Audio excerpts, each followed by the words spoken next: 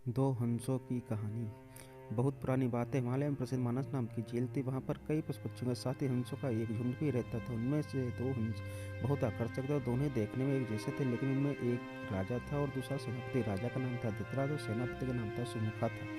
झील का नज़ारा बादलों के बीच में स्वर्ग जैसा प्रतीत होता था। उन समय झील और उसमें रहने वाले हंसों की प्रसिद्धि वहाँ आने जाने वाले पर्यटकों के साथ देश विदेश में फैल गई। वहाँ का गुणगान कई कवियों ने अपनी कविताओं में किया, जिससे प्रभावित होकर वाराणसी के राजा को वह नज़ारा देखने की इच्छा हुई। राजा ने अपने राज्य में बिल्कुल वैसी ही झील का निर्माण करा और वहाँ पर कई प्रकार के सुंदर और आकर्षक फूलों के पौधों के साथ ही स्वादिष्ट फलों के पेड़ लगवाए। साथ ही विभिन्न प्रजाति के पशु पक्षियों की देखभाल और उनकी सुरक्षा व्यवस्था का आदेश भी दिया। वाराणसी का यह सरोवर भी स्वर्ग जैसा सुंदर था, लेकिन राजा के मन में अभी उन दो हंसों को देखने की इच्छा थी जो मानस सरोवर में रहते थे। एक दिन मानस सरोवर के अन्य हंसों ने राजा के सामने वाराणसी के सरोवर जाने की इच्छा प्रकट की, लेकिन हंसों का राजा समझदार था। वह जानता था कि अगर वो वहां गए तो राजा उन्हें पकड़ लेगा और उनसे सभी हंसों को वाराणसी जाने से मना किया, लेकिन वो नहीं माने। तब राजा और सेनापति के साथ सभी हंस वाराणसी की ओर चले। जैसे ही हंसों का झुंड उस झील में पहुंचा तो अन्य हंसों को छोड़कर प्रसिद्ध दो हंसों की शोभा देखते ही बनती थी। सोने की तरह चमकती उनकी चोंच, सोने की तरह नजर आते उनके पैर और बादलों से ज्यादा सफेद उनके पंख हर किसी को अपनी ओर आकर्षित कर रहे थे।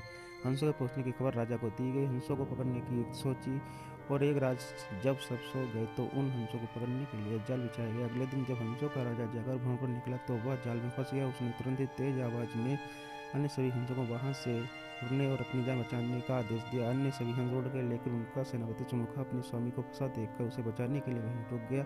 इस बीच हंस को पकड़ने के लिए सैनिक वहां आ गए। उसने देखा कि हंसों का राजा जाल में फंसा हुआ है और दूसरा राजा को बचाने के लिए खड़ा हुआ है।